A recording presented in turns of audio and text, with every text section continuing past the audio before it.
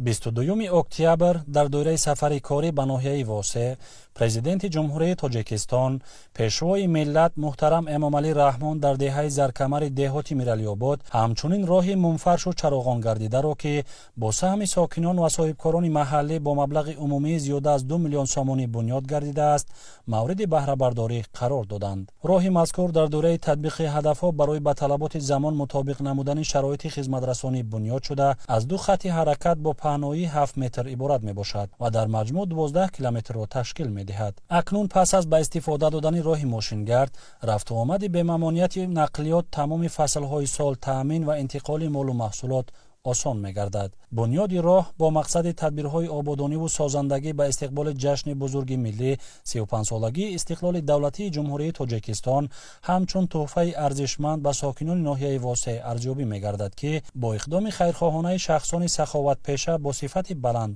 сохта шудааст. зимнишиносҳои бо қитъаи роҳ сарвари давлат муҳтарам Эмомалӣ Раҳмон таъкид намуданд, ки бунёди роҳ ба рушди устувори иқтисодӣ ва боз ҳам беҳтар намудани шароити арзандаи зиндагии мардум мусоидат мекунад. дар асоси дастуру ҳидоятҳои пешвои миллат ҷаноби олӣ президенти ҷумҳурии Тоҷикистон Эмомалӣ Раҳмон, мо сокинони деҳаи Заркамар, ҷамоати Миралиёбод, соҳибкорон ва аҳли ҷамоатчигии маҳалла тасмим гирифтем, ки як қатор корҳои ободониро дар ҳамин маҳал ба иҷро расонем. аз он ҷумла зиёда аз 12 километр роҳҳои байни маҳаллиро асфалтпӯш намудем. ба ғайр аз ин зиёда аз 1 километр роҳравҳо барои кӯдакон ки аз назди мактаб мегзарад сохтем, сафолатпӯш намудем.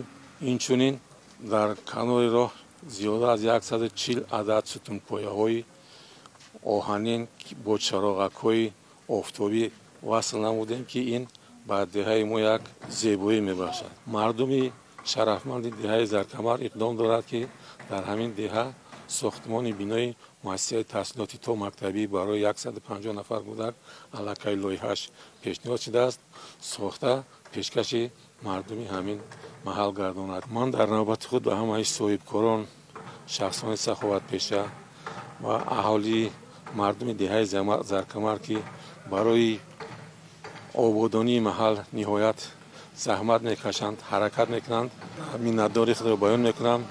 мехоҳам, ки дар оянда ҳамин хел ободкориҳо дар ҳамаи маҳалҳои ҷумҳурӣ зиёд шавад ва ободонии ҷумҳурӣ бениҳоят хуб гардад.